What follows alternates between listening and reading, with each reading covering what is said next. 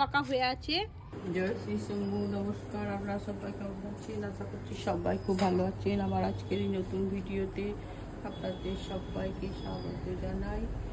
আজকের ব্লগটা এখান থেকেই শুরু করলাম। আমি ঘুম থেকে উঠতে দেরি হয়ে গেছে, এখন বাজে 7:30। এখন আমি দুয়ারে জল দিয়ে আসবো, মুখ ধোয়া হয়ে গেল আমার। তো আজকে সুন্দর ওয়েদার, আজকে একবার দেখে নিই, খুবই সুন্দর। সকাল থেকেই 7:30 বাজছে, আর ঘুম থেকে উঠতেই পারিনি। তাদের আবার ওয়েদারটা দেখিয়ে দিলাম। এখন আমি দুয়ারে জল দিতে যাচ্ছি।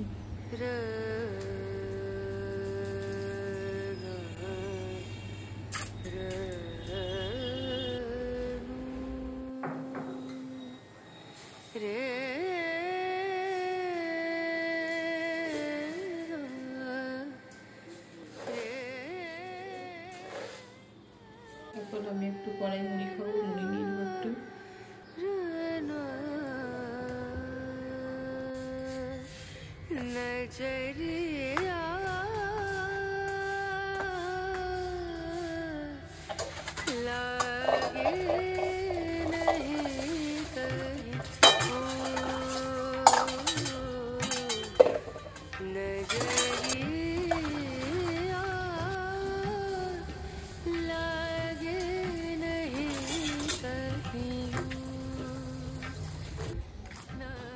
আজকে মেঘের অবস্থাও খুব একটা ভালো নয়। এখন বাজছে 9টার সময়, মনে হচ্ছে এখন 7:30 বাজছে।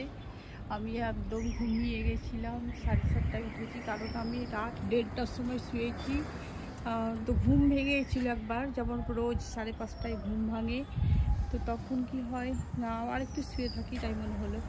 আমার হাজব্যান্ড অনেক রাতে ঢুকে, তো শুক্রবার ডিউটি করে তারপরে রাতে ট্রেন ধরে গিয়ে আসে। তো এখন কী করা যাবে, উঠে গেছি। এখন 9টায়, এখন অনেক কাজ বাকি আছে, ঝাড়ু আছে, তারপর মোছা আছে, এসব করব, তারপর স্নান করব, তারপর পুজো করব। আজ আমি সকালেই চামড়ি খেয়ে নিয়েছি, আর খাবো না, খিদে নাই। তো এই হচ্ছে আজকের ওয়েদার। এই যে মেঘ করছে, এখনও আকাশের অবস্থা খুব খারাপ, মনে হয় বৃষ্টি হতে পারবে। আমিও প্রচুর কাছাকাছি করেছি, এখন বাকি যেগুলো আছে ওগুলো মিলবো। তো আমি নেমে যাব, তার আগে একবার দেখিয়ে দিলাম। আমার মেলা হয়ে গেল সব, এখন নিচে যাব।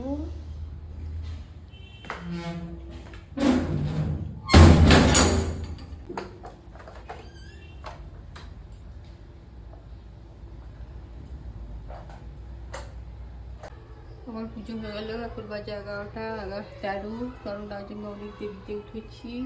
তো দেরিতেই সব হলো। অ্যাকচুয়ালি বাবা ঠাকুরকে দেখে নিই। আমার পুজো কমপ্লিট হলো, এখন আমি রান্না করব। এখন রান্না করে চলে এলাম। আজকে আলু সিদ্ধ হবে, করলা ভাজা আর চিকেন পটল দিয়ে রান্না হবে। কিন্তু আমি আলুটাতে সেখানে তেল দিলাম, কাঁচা লঙ্কা, পাকা কাঁচা লঙ্কা দিয়েছি, পাকা লঙ্কা আর টমেটো আর পেঁয়াজ কুচিটা দিয়ে দিয়েছি। আলু সিদ্ধ করতে দিয়েছি, যেহেতু অনেক দেরি হয়ে গেছে আমার, তাই পাতলা পাতলা করে কেটে দিয়েছি। আর এখন এটা পেঁয়াজে, লঙ্কাতে আর টমেটোতে ভেজে নিচ্ছি। আলু দিয়ে আলুটা ছানবো, লবণ দিয়ে অল্প ভাজার সময় আবার একটু লাগে তো দেবো, ছানবো যখন নাড়বো যখন আলুটা। তো আমার ভাজা হয়ে গেছে, টমেটোর গন্ধ চলে গেছে। এখানে ঝাল টক নুন লাগবে, আলু সিদ্ধটা খেতে ভালোই লাগে। আজকে এইভাবে আলু সিদ্ধটা আমি মাখবো।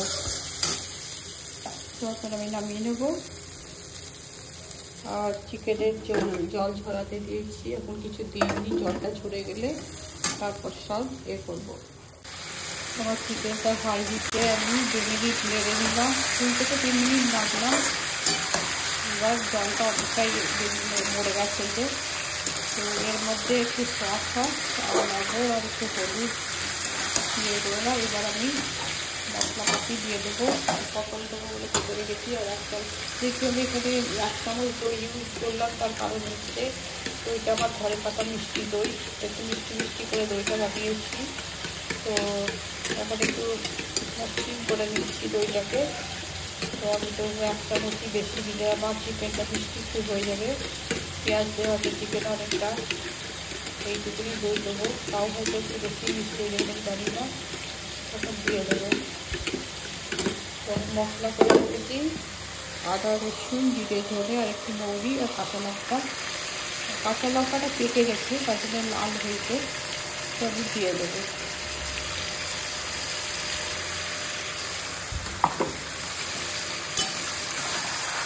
দিয়ে ভালো করে এটা এখন ঢাকা দিয়ে দিয়ে এবার ঠিকটা কমিয়ে দেবো, মাটনটি দিতে আমি মাংসটা রান্না করবো। এবার আমি দইটাও দিয়ে দেবো।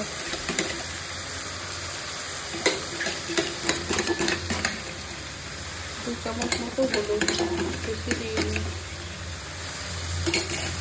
চিকেনটা মিষ্টি হয়ে যাবে, যেহেতু আমি একটু পেঁয়াজ বেশি ব্যবহার করি মাংসতে, তো চিকেন খুব বেশি মিষ্টি হয়ে গেলে আবার খেতে চাই না। তো এই জন্য আমি এরকমভাবেই রান্না করি, যেমন পারি তেমনই করে দিই। সবার এটা ঢাকা দিয়ে দিয়ে আমি রান্নাটা করবো।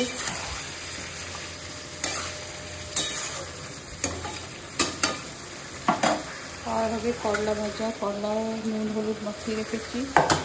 আর এদিকে আলু প্রায় আমার সিদ্ধ হয়ে গেছে, এই যে আলু সিদ্ধ হয়ে গেছে, এবার নামাবো, দিয়ে এবার মেখে নেবো আলুটা। সেটা ঢাকা দিয়ে দিয়ে হাই হিটে আমি রান্না করবো, হাই হিটে বলছি লো হিটে, আর ধীরে ধীরে অন্যান্য কাজগুলো আমি করবো। আমার মাংসটা কষা হয়ে গেছে, এবার আমি জল দিয়ে দেবো, গরম জল। তো গরম জল দিয়ে দিচ্ছি, এর মধ্যে আলু পটল আর চিকেনের ঝোল হবে আজকে, কষা কষা কষা হবে না, ঝোল খাবে বলেছে, তো ঝোলই হবে। তো এখন আমি মাঝারি হিটে আলু আর পটলটা সিদ্ধ হয়ে গেলেই আমি নামিয়ে দেবো, কারণ আমি অনেকক্ষণ ধরে চিকেনটা কষেছি, সিদ্ধ হয়ে গেছে।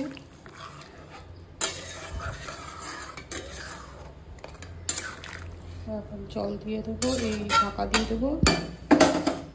আর এই যে ভাত দিচ্ছি, জল গরম হচ্ছে। ছেলে আর বর, ছেলের বাবা আটা পাড়তে লেগেছে।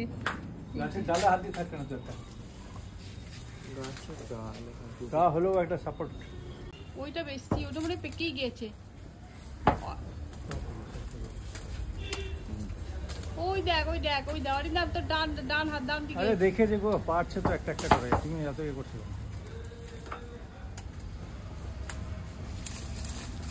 সব গাছে বুঝে এই জায়গায় পেকে গিয়েছে, এটা একদম বেস্ট। এইগুলো সব হলুদ হয়ে গেছে, হলুদ হয়ে গেছে। মোটার জন্য নয়, গাছের এইগুলো উর্বরতা কিছু ব্যাপার আছে, ফার্টিলাইজার, বুঝলি? ওই জন্য এই যে মোটা। হ্যাঁ, ওই পাশটায় পারলি ওই পাশে জায়গা একটু ওখানে থাক, দেখি না কি দাঁড়া, ওই তো একটা মোটা আছে কিন্তু পাবি না। হ্যাঁ, এরকম বড় বড় হলে তো। এইগুলো কি দাম বাজারে জানিস, এতগুলো আটা একসঙ্গে এখন পাকেনি, আধ পাকা হয়ে আছে, একদম চিনির মতো মিষ্টি, প্রচন্ড মিষ্টি। একটা খেতে লাগলে মনে হবে সবগুলোই খেয়ে নিই পরপর, এত মিষ্টি। অরিন্দম টিনের উপর রাখা আছে, ওটা খেতে নইলে নষ্ট হয়ে যাবে। আর কালকে দুটো পাড়তে গেলাম, তো একটা তো ছেঁদরা হয়ে পড়ে গেল, এতটাই পেকে গেছে, গাছে অত নজর দেওয়া হয় না, পাতার আড়ালে আড়ালে থাকে, দুটো তিনটে নষ্ট হয়ে গেছে, মোটা মোটাগুলো ছিল, আর আমি দুটো পেরেছি। শুভ দুপুর বন্ধুরা, আমরা এখন ভাত খাবো, ভাত খাওয়ার সময় হয়ে গেছে আমাদের। গরম গরম ভাত নিয়ে নিয়েছি, আজ মেনু করেছি করলা ভাজা আর টমেটো আলু সিদ্ধ আর চিকেন পটল আলু দিয়ে ঝোল, আজকে কষা নয়। আর স্যালাড নিয়ে নিয়েছি, আমার ছেলেকেও তাই দিয়ে দিয়েছি, এই যে, আর আমার বরকেও তাই দিয়ে দিয়েছি, ছেলের বাবা ছেলেকে ওদের দিয়ে দিয়েছি, এটা আমি নিয়ে নিয়েছি। এখন আমি মোটাকে ছেড়ে দিয়ে আসবো, আর বাইরের দরজায় একটু তালা বেড়ে আসি, যেহেতু কুকুর ছাড়বো, তারপর আমি এসে খেতে বসবো। অরিন্দম চলে আয়, তো ওদের খেতে দিয়ে দিয়েছি, ওরা খেতে বসুক, আমি কুকুরটাকে ছেড়ে আসি, তালাও মেরে আসি, তারপর আমি খেতে বসবো।